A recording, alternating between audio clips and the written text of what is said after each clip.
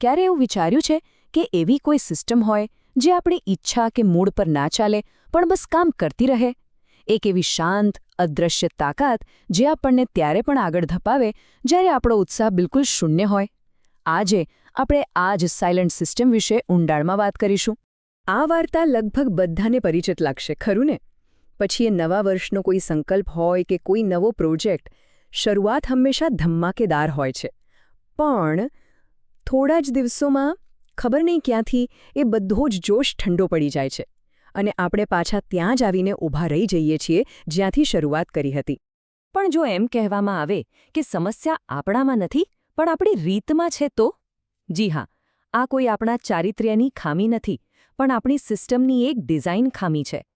આપણે પ્રેરણા પર એટલો બધો આધાર રાખીએ છીએ જે કદાચ કોઈ પણ વસ્તુ પર ઘર બાંધવા માટેનો સૌથી અસ્થિર પાયો છે.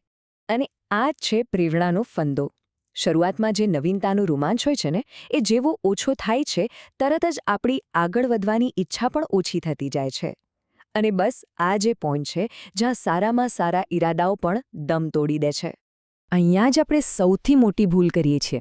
આપણી ઉત્પાદકતાનો આખો આધાર એવી વસ્તુ પર રાખીએ છીએ જે દર મિનિટે, દર કલાકે બદલાય છે: આપણી લાગણીઓ. એ તો જાણે રેતી પર મહેલ બાંધવા જેવી વાત થઈ.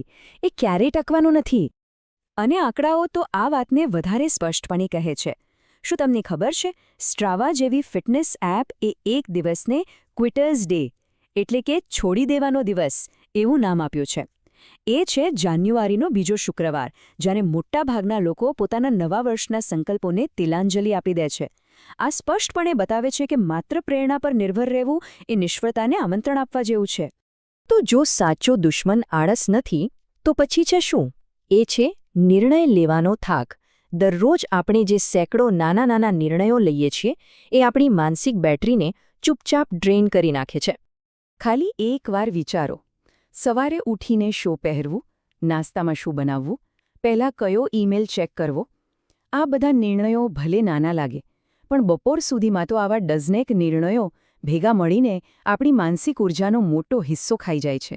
અને પછી જ્યારે ખરેખર કોઈ મહત્વના કામનો વારો આવે ત્યારે આપણી ટાંકી લગભગ ખાલી હોય છે. આને વિજ્ઞાનની ભાષામાં અહમ ક્ષય એટલે કે ઈગો ડિપ્લીશન કહે છે. એક બહુ જ પ્રખ્યાત અભ્યાસ થયો હતો જેમાં કેટલાક લોકોને કૂકીઝ ખાવાથી રોકવામાં આવ્યા હતા. એમણે પોતાની બધી જ ઈચ્છાશક્તિ ત્યાં વાપરી નાખી. આનું પરિણામ શું આવ્યું? જ્યારે એમને એક અઘરો કોયડો ઉકેલ આપ્યો ત્યારે એમણે તરત જ હાર માની લીધી. કેમ? કારણ કે એમની માનસિક બેટરી તો પહેલેથી જ પૂરી થઈ ગઈ હતી. આનું એક બીજું ચોંકાવનારું ઉદાહરણ કોર્ટ રૂમમાંથી મળે છે. કેટલાક અભ્યાસમાં એવું જાણવા મળ્યું કે ન્યાયાધીશો બપોરના ભોજન પહેલાં મોટાભાગની અરજીઓ ફગાવી દે છે. આનું કારણ કે થાકેલું મગજ હંમેશા સહેલો રસ્તો શોધે છે અને ના કહેવું એ સૌથી સહેલો નિર્ણય છે. લંચ બ્રેક પછી જ્યારે મગજ રિચાર્જ થાય ત્યારે અરજીઓ મંજૂર થવાનો દર ફરીથી વધી જાય છે. આ રૂપક એકદમ પરફેક્ટ છે. ઈચ્છાશક્તિ એ કોઈ ગાડીની મુખ્ય પેટ્રોલની ટાંકી નથી, પણ એ એક બેકઅપ જનરેટર છે. એનો ઉપયોગ ફક્ત અને ફક્ત ઇમરજન્સીમાં જ કરવાનો હોય છે. જો આપણે એને રોજે રોજના બળતણ તરીકે વાપરવાની કોશિશ કરીશું તો નિષ્ફળતા લગભગ નક્કી છે. તો પછી આનો ઉકેલ શું છે? ઉકેલ એ છે કે નિર્ણયો લેવાનું જ બંધ કરી દેવું. એટલે કે આપણા મગજને ઓટો પાયલટ મોડ પર મૂકી દેવું. અને આ કામ આપણે આદતોનું નિર્માણ કરીને કરી શકીએ છીએ. ચાલો આને જરા સરળ રીતે સમજીએ. આપણું મગજ બે રીતે કામ કરે છે. એક છે વિચારશીલ મગજ, જે કોઈ સુપર કમ્પ્યુટર જેવું છે, ખૂબ શક્તિશાળી પણ એટલી જ વધારે ઊર્જા વાપરે છે. અને બીજું છે આદતવાળું મગજ, જે ઓટો પાયલટ પર ચાલે છે, બિલકુલ ઓછી ઊર્જા વાપરીને. આપણો ધ્યેય એ છે કે રોજના કામોને વિચારશીલ મગજમાંથી આદતવાળા મગજમાં ટ્રાન્સફર કરી દેવા. અને આ જ છે આદત બનાવવાનું વિજ્ઞાન.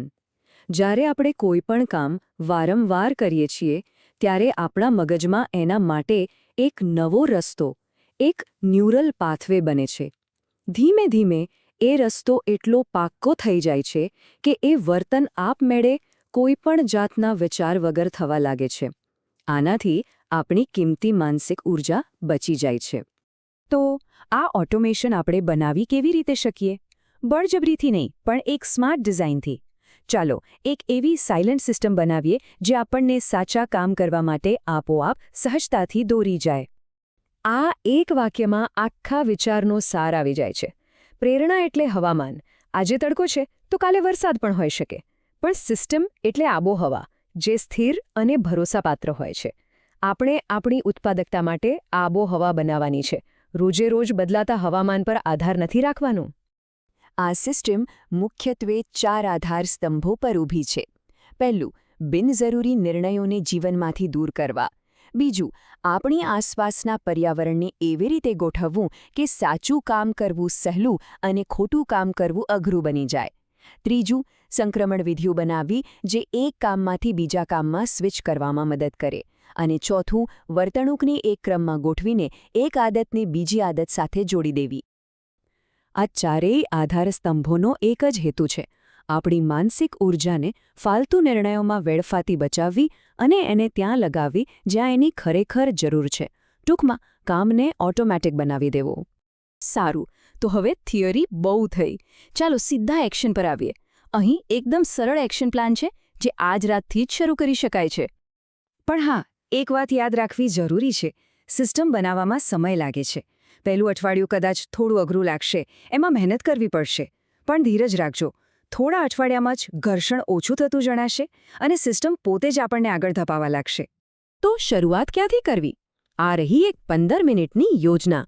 પહેલું, રોજના 5 નાના નિર્ણયો આજે જ નક્કી કરી લો. દાખલા તરીકે, કાલે શું પહેરવું, નાસ્તામાં શું ખાવું, વગેરે.